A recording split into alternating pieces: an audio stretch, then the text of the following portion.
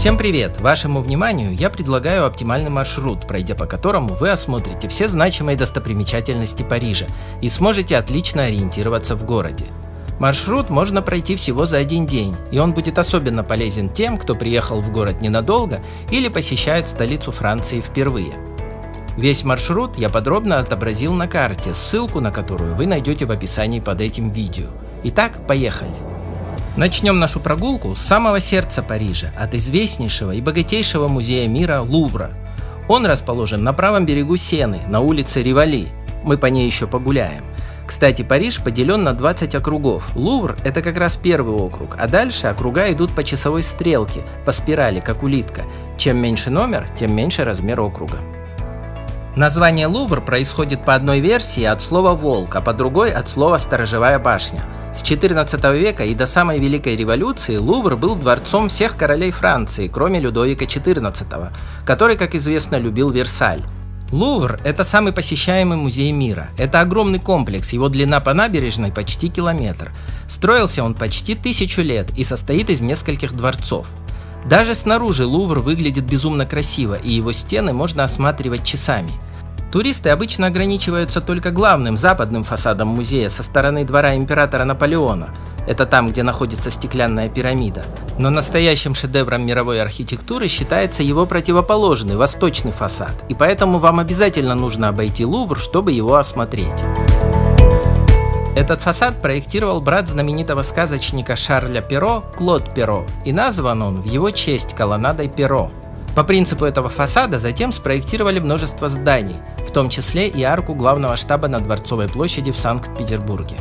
Прямо напротив колоннады Перро, через площадь Лувра, находится церковь Сен-Жермен-Асеруа или Святого Германа Осерского. Святой Герман – почитаемый во Франции святой. Он основал множество монастырей и рукоположил в епископы самого святого Патрика, которого так почитает вся Ирландия.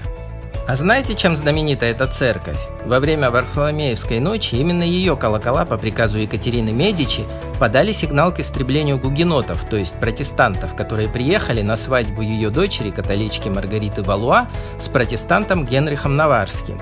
Именно про Маргариту Александр Дюма написал роман «Королева Марго». Но вернемся к Лувру. Вход в него сделан как раз через эту большую стеклянную пирамиду. И сегодня Лувр – это богатейший музей мира, в нем 300 тысяч экспонатов, больше 800 залов, и его посещает около 10 миллионов человек в год.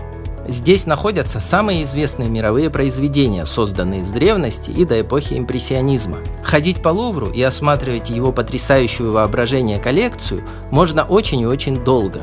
Для этого нужно отвести специальное время.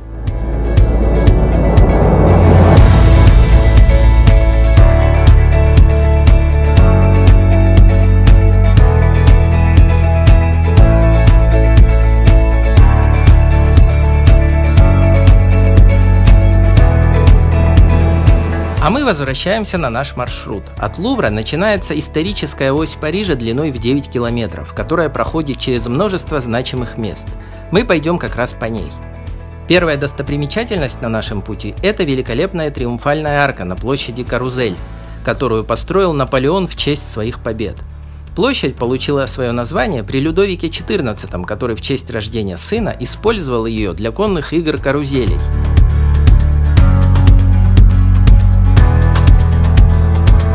От арки начинается знаменитый на весь мир парк Тюильри, названный в честь прекрасного дворца, который стоял прямо перед главным фасадом Лувра, но, к сожалению, дворец был сожжен во время Парижской коммуны. Название Тюильри происходит от слова «черепица», которую когда-то давно делали на этом месте. Сад Тюильри восхитителен, он украшен огромным количеством скульптур, фонтанов, цветов, деревьев, а основала парк уже известная нам Екатерина Медичи. Пройдя сквозь сад Тюильри, мы попадем на главную и самую большую площадь Парижа – площадь Согласия. И названа она так в знак соглашения или примирения различных слоев общества после террора Великой Французской революции. По-французски ее название звучит как «Конкорд», и назвал ее так последний Людовик среди французских королей – Людовик XVIII. А вообще по-французски все Людовики звучат как Луи, а Людовикус – это латинская интерпретация их имени. В В центре площади Конкорд стоит настоящий луксорский обелиск, подаренный последнему королю Франции Луи Филиппу египетским правителем Мухаммедом Али. Этот обелиск был создан в 13 веке до нашей эры при величайшем фараоне Рамсесе II и почти 3000 лет стоял прямо перед входом в легендарный луксорский храм. В кровавые годы террора Великой Французской революции на эту площадь периодически привозили гильотину, и на ней казнили больше 1000 человек, включая короля Людовика XVI и его супругу Марию Антуанетту. Террор закончился казнью самого Робеспьера, автора лозунга революции «Свобода, равенство, братство». По обеим сторонам от обелиска расположены два замечательных фонтана. Слева, ближе к реке Сене, фонтан морей, а справа фонтан рек. Оба фонтана украшены носами лодок в виде лебедей и скульптурами, олицетворяющими разные океаны, моря и морские науки. Перед фонтаном рек находятся два совершенно одинаковых здания. Левое – это роскошнейший пятизвездочный отель «Крион», в котором в 1778 году был подписан договор, согласно которому Франция, самая первая из мировых стран, признала Соединенные Штаты Америки. Ну и еще из отеля «Крион» за дебош однажды выгнали Сергея Есенина. Здание справа принадлежит морскому министерству, в котором у королевы Марии Антуанетты была тайная квартира для свиданий. Правее от этого здания стоит особняк знаменитого мастера политической интриги Шарля Толейрана по прозвищу Хромой Дьявол. В этом особняке жил после взятия Парижа союзными войсками император Александр I. А мы продолжим наш путь по исторической оси Парижа. Отсюда, с площади Согласия, начинаются знаменитые на весь мир Елисейские поля или Шамз-Элизе. Это усаженная платанами 2-километровая улица, название которой происходит от Элизиума, части загробного мира, где всегда весна. Это самая известная улица Франции, по ней каждый час прогуливается 80 тысяч пешеходов. Вначале это и были самые настоящие поля, усаженные пшеницей, но потом король солнца Людовик XIV приказал разбить здесь парковую зону для прогулок. И здесь стал прогуливаться весь цвет Парижа. Елисейские поля делятся на две части – нижнюю и верхнюю. Нижнюю часть полей сохранили в том же стиле, как и задумал Людовик XIV. Здесь только красивейшие парки с не менее красивыми фонтанами и скульптурами, и совсем нет жилых зданий, а только скверы, театры, музеи. Недалеко от площади Согласия слева вы увидите ресторан «Павильон Ле Дуаен», у которого богатая история и 3 мишленовские звезды. Здесь дуэлянты проводили время перед поединком, здесь встречались Наполеон с Жозефиной, отдыхали Робеспьер, Флабер, Мопассан, Золя, Жан Кокто, а также великие художники Дега и Мане. Хотите здесь пообедать? Готовьте 120 евро на одного. Дальше, на перекрестке Елисейских полей с проспектом Уинстона Черчилля, слева вы увидите два дворца великолепной архитектуры – Большой Гранд-Пале и Малый Пяти-Пале.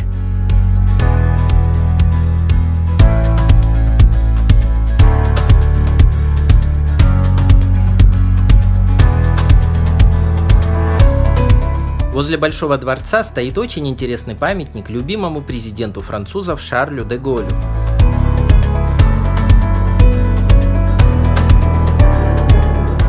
Дворцы были построены ко Всемирной выставке 1900 года. Сейчас эти дворцы используются как музеи, а вообще в Париже проходило целых 6 всемирных выставок, которые дали огромнейший толчок к развитию города. Как я уже сказал, улица между дворцами – это проспект Уинстона Черчилля. Здесь, возле Малого дворца Пяти-Пале, британскому политику установили великолепный памятник, а сам проспект ведет к самому красивому мосту Парижа – мосту Александра III.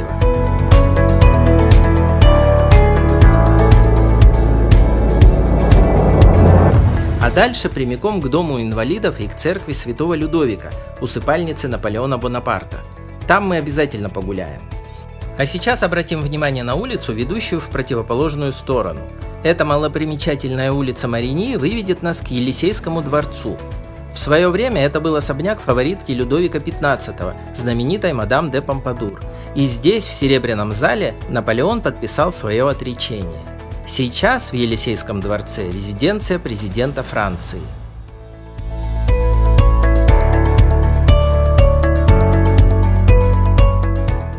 А мы продолжаем прогулку по проспекту Елисейские поля. Нижняя, парковая его часть, заканчивается на площади Шамз-Элизе. Здесь такие вот необычные фонтаны. А дальше начинается верхняя, фешенебельная часть проспекта. Из-за дороговизны квадратного метра здесь всего 100 жилых квартир, а все остальные площади сдаются под офисы крупнейшим компаниям.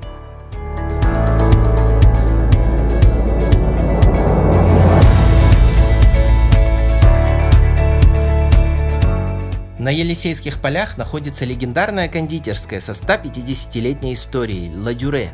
Над дизайном ее логотипа работал сам Жюль Шерре, гениальный художник и основатель искусства афиш и плаката. В этой кондитерской постоянно очереди, несмотря на очень высокие цены, потому что именно в Ла Дюре придумали знаменитое пирожное макарон. Это сэндвич из 2 миндальных печений, между которыми положен ганаш – ароматный крем из шоколада, сливок и масла. Ну а название пирожного макарон происходит от слова «толченый», в смысле орех. Говорят, что все кондитеры мира пытаются повторить вкус оригинальных макарон, но у них это не получается. В верхней части Елисейских полей находятся самые дорогие магазины, в которых представлены лучшие мировые бренды. На улице находится любимый ресторан мировых звезд «Фукетс». Обратите внимание, что фамилия его основателя читается как Фуке, но ресторан называется «Фукетс». Кроме ресторанов и магазинов, на Елисейских полях находится знаменитое кабаре «Лидо», главный конкурент «Мулен Руж».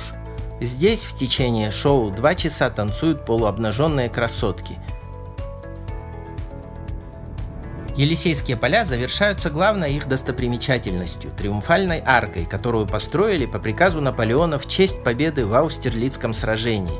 И это, между прочим, самая большая Триумфальная арка в мире. Стоит она на площади Звезды или Шарля де Голля, и от нее расходятся по кругу целых 12 проспектов. На арку можно подняться, там наверху отличная смотровая площадка. И, кстати, Наполеон эту арку завершенной так и не увидел. А вообще арки строили, чтобы заходящее в город войско очищалось от крови, пролитой на поле боя. Если продолжить идти прямо по проспекту Великой Армии, то через 5 километров мы попадем в парижский Манхэттен или район Ла Дефанс, переводится как оборона, потому что здесь французы защищали город от прусской армии. В районе Ла Дефанс очень много небоскребов и офисных зданий, и каждая имеет свой облик и не повторяется. А венчает район большая триумфальная арка Дефанс, которая построена в честь идей гуманизма.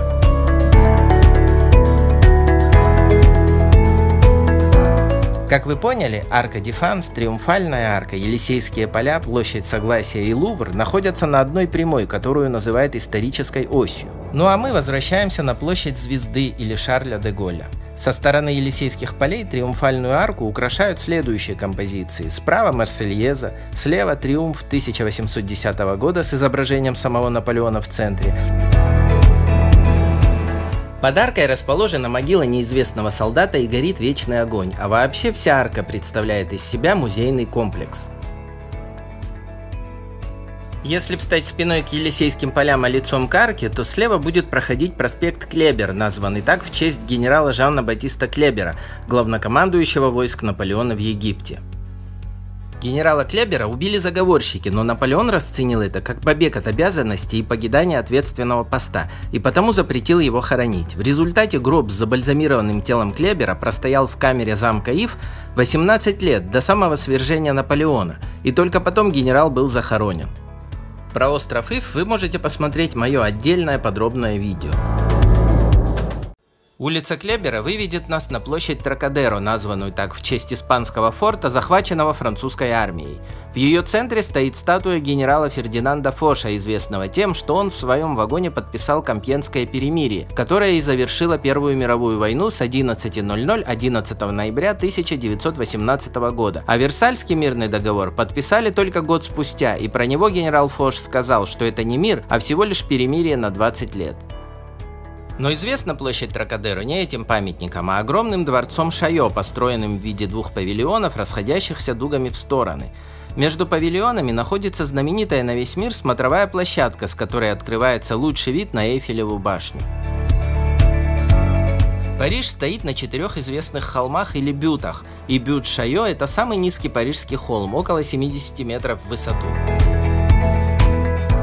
У подножия смотровой начинается парковый комплекс Трокадеро с самыми большими фонтанами Парижа.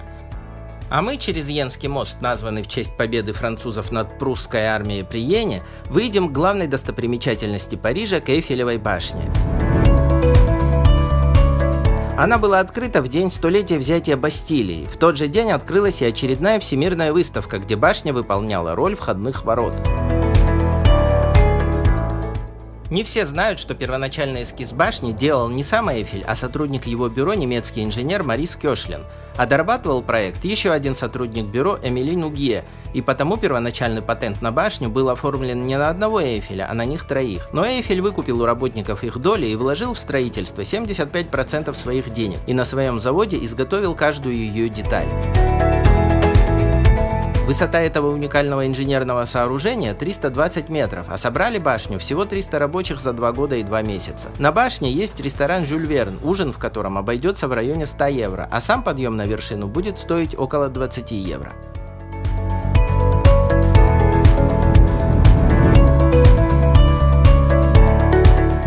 Продолжим прогулку. Пойдем прямо под Эйфелевой башней по Марсову полю и выйдем к зданию военной школы.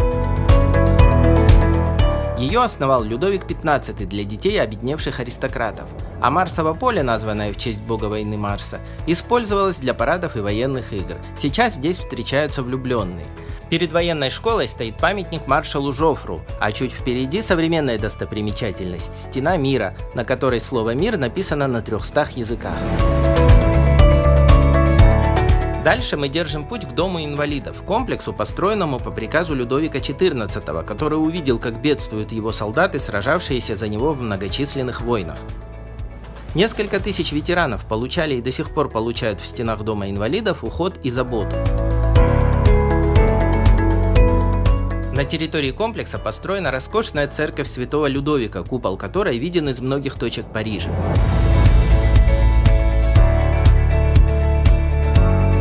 В этой церкви находится усыпальница самого Наполеона Бонапарта. Известно, что сначала Наполеона похоронили в тени плакучих ив на острове Святой Елены, но затем последний король Франции Луи Филипп добился перевоза его останков на родину. Усыпальница Наполеона – это саркофаг на высоком основании. Он сделан из карельского камня, похожего на классический порфир, камень императоров. Этот камень помог доставить во Францию Николай I со словами: «В России камень для Наполеона всегда найдется». Тело Наполеона лежит внутри саркофага в 6 гробах, размещенных один в другом. Вокруг саркофага стоят 12 скульптур крылатых гениев в честь крупнейших побед Наполеона. Бытовало мнение, что Наполеон, находящийся в заточении на острове Святой Елены, был отравлен. Однако последние исследования показали, что умер он от сквозной язвы желудка, которая достигла печени. На момент смерти ему был 51 год. Идем дальше вдоль Дома инвалидов справа по одноименному бульвару. Здесь, на другой стороне улицы, располагается музей знаменитого скульптора Родена, а перед ним, в великолепном парке, украшенном его скульптурами, вы можете полюбоваться его самым знаменитым творением «Мыслитель».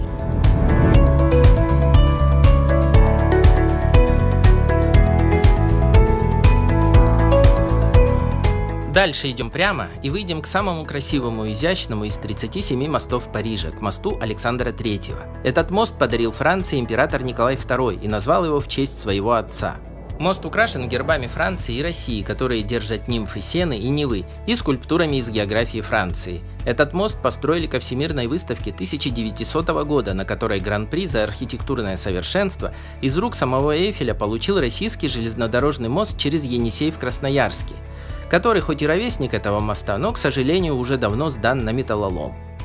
На той стороне Сены находится Большой и Малый дворцы и памятник Черчиллю, а мы повернем направо. Пойдем по набережной Арсе к Бурбонскому дворцу. Его построили для узаконенной дочери Людовика XIV, а сейчас здесь заседает Национальная ассамблея, это Нижняя палата Франции. Дворец расположен возле моста Согласия, который сделан из камней разобранной Бастилии. А на той стороне Сены мы уже были, там площадь Согласия с египетским обелиском. А мы продолжим движение по набережной Анатоль-Франс. Кстати, все набережные Парижа за их красоту и историческую ценность включены во всемирное наследие ЮНЕСКО. Следующий пункт нашей прогулки – музей Д'Орсе. Он, конечно, не конкурент Лувра, который располагается напротив, но тоже очень популярный музей. И если в Лувре содержатся произведения, сделанные до 1850 года, то в Д'Орсе выставляются коллекции с 850 до 1910 годов. Здесь преобладают стили ар-нуво, то есть модерн, импрессионизм и постимпрессионизм. Музей расположен в бывшем здании железнодорожного вокзала, и здесь вы можете лицезреть произведения Ван Гога, Тулуз-Латрека, Дега, Мане, Гогена, Ренуара и множество других живописцев. А мы пойдем вглубь левого берега Сены, в район Сен-Жермен. Это 6-й округ Парижа. Нас интересует церковь Сен-Жермен-де-Пре, святого Германа на лугах. Раньше на этом берегу были луга, а церковь здесь построили еще при мировингах. Это первая династия франкских королей. Сен-Жермен-де-Пре – это самая старая церковь Парижа, а когда-то была и самой богатой, и подчинялась напрямую Риму. Чуть дальше по бульвару Сен-Жермен будет кафе «Прокоп», где впервые в Париже стали подавать кофе и в котором придумали мороженое. Тогда это была охлажденная сладкая пенка от сливок. В этом кафе, кстати, познакомились будущий президент США Бенджамин Франклин и Максимилиан Робеспьер. Франклин, если знаете, до президентства был послом во Франции и физиком, который изобрел громоотвод. Но против него за это был возбужден судебный процесс, который блестяще выиграл никому неизвестный парижский адвокат и будущий лидер революции Максимилиан Робеспьер. Их портретами украшено фойе кафе. Недалеко отсюда лидер якобинцев Марат печатал свою газету «Друг народа», а в соседнем доме жил Жозеф Гильотен. А вообще левый берег лучше сохранил дух Парижа, чем перестроенный правый. Рядом с церковью Сен-Жермен-де-Пре находится знаменитое кафе «Два Маго». Маго – это такие толстенькие гротескные персонажи типа болванчиков. В этом районе квартиры очень маленькие и относительно недорогие, и потому творческая интеллигенция селилась именно здесь. Но так как они любили собираться большими компаниями, то поэтому встречались в кафе. В «Два Маго» подается меню 19 века, официанты работают в жилетках, бабочках и белых фартуках, а в кафе любили заходить Хемингуэй, Экзюпери, Пикассо и Камю. А рядышком находится такое же известное кафе «Де Флор», названное в честь статуи богини Флоры, которая его украшает. Цена за чашечку кофе или чая здесь в районе 6 евро, но вы же сами понимаете, что посетить одно из этих кафе, расслабиться и ощутить дух Парижа стоит обязательно.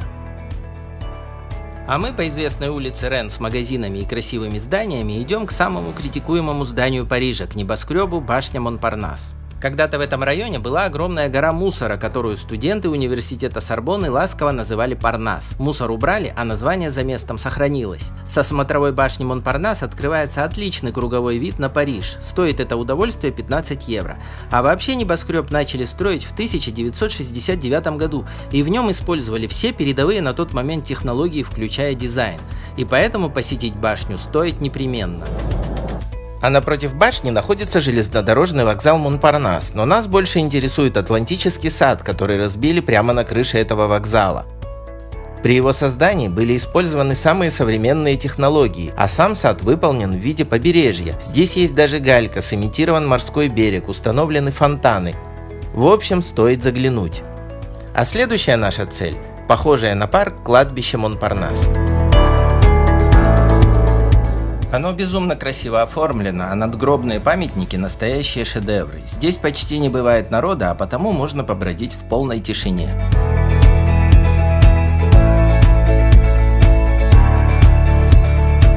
На этом кладбище похоронены Шарль Бодлер, Семен Петлюра, Алексей Алехин, Жан-Поль Сартр, Серж Гинзбург, Жак Ширак, Филипп Нуаре, изобретатель керосиновой лампы Шарль Пижон, Андре Ситроен, математик Пуанкаре и многие другие уважаемые жители французской столицы.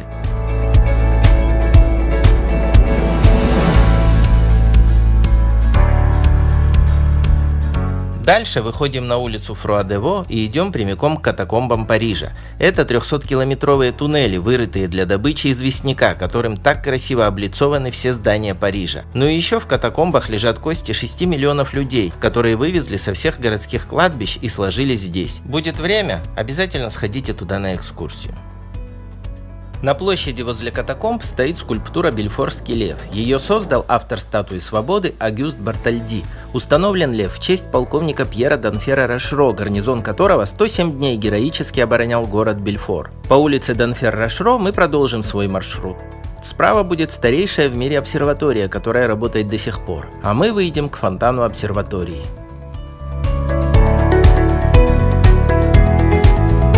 4 фигуры девушек означают 4 части света. Построили фонтан по распоряжению барона Османа, о нем я расскажу чуть подробнее. Барон Жорж Осман задал облик современного Парижа. Он перестроил весь город по приказу Наполеона III в середине 19 века. Были снесены все старые постройки и проложены широкие улицы и проспекты, каждый из которых завершался величественным зданием. Все новые и старые дома были красиво облицованы камнем из парижских катакомб. Они получили роскошные балконы и уютные мансарды. И до сих пор перестроенные дома в Париже называют османовскими. А мы идем дальше и выходим прямо к известнейшему Люксембургскому саду. Его размер 2 гектара, во дворце в парке заседает Сенат Франции. Основали сад по приказу Марии Медичи вокруг дворца, который тогда ей принадлежал.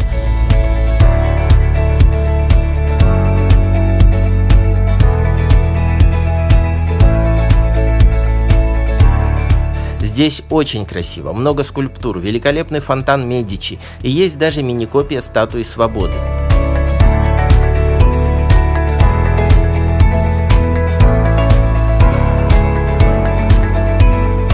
А вообще прообраз статуи Свободы в Париже стоял на площади Конкорд. Это была гипсовая женщина в красной шапке и с лопатой в руке. В 2 шагах от Люксембургского сада находится церковь Сен-Сюльпис, святого Сюльпиция. Это епископ времен первых королей Франции мировингов. В последнее время она стала известна благодаря роману «Код да Винчи». Здесь его герои искали краеугольный камень. В церкви крестили маркиза де Сада и венчался Виктор Гюго. Сама церковь внутри украшена раковинами, про которые писал Жюль Верн. В церкви находится египетский обелиск, через который проходит медная пластина самого первого нулевого меридиана. Сейчас, напомню, он проходит через Гринвич. Сен-Сюльпис – это вторая по величине церковь Парижа после Нотр-Дама. Перед ней находится фонтан мира с изображением 4 епископов, служивших при Людовике XIV. А дальше мы направляемся к Пантеону. Однажды у Людовика XV поднялась температура, тогда сбивать ее не умели, и король в полубессознательном состоянии пообещал покровительнице Парижа святой Женевьеве, что если выживет, то построит в ее честь церковь. И он выжил, но скончалась его фаворитка Мари-Ан де Шатару. Король так расстроился, что забыл об обещании. Но вскоре в жизни Людовика XV появилась новая фаворитка мадам де Помпадур, и король все вспомнил и приказал храм построить. Но наступила революция, бунтари вынесли и сожгли почти все святыни, которые там хранились. В итоге церковь превратили в пантеон, в усыпальницу великих граждан Франции. Здесь покоятся Вольтер, Руссо, Гюго, Золя, Пьер и Мария Кюри, Дюма-старший и сотни других людей.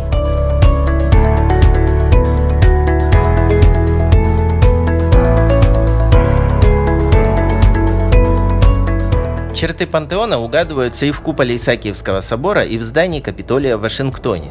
В пантеоне, кстати, по приказу Наполеона III установлен знаменитый маятник Фуко, который доказывает, что Земля вертится. В пантеоне сначала был захоронен революционер Жан-Поль Марат, но затем его останки чуть не выбросили в Сену и в итоге перенесли на церковное кладбище в церковь Сен-Этьен-дю-Мон, куда мы и направляемся.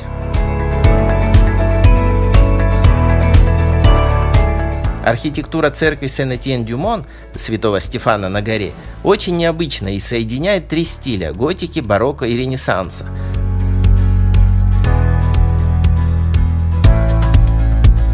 Фасад построили на деньги королевы Марго, Маргариты де Валуа. Здесь же хранятся останки святой Женевьевы, которые были выброшены революционерами из пантеона. Идем к следующему пункту прогулки, к основному зданию университета Сорбонна. Он вырос из богословского колледжа, основанного Робером де Сорбоном, Робером из коммуны Сорбон. Коммунами во Франции называют общины жителей, то есть местное самоуправление. Париж, кстати, тоже коммуна. Сам Робер де Сорбонна был духовником Людовика IX или Святого Людовика. А вообще университет Сорбонна – это центр Парижского университета, который состоит из 13 университетов. В общем, все сложно. Рядом с Сорбонной находится церковь Сен-Северин. Это яркий образец классической пламенеющей готики. Церковь датируется 13 веком, и сюда приходили путешественники просить хорошей дороги.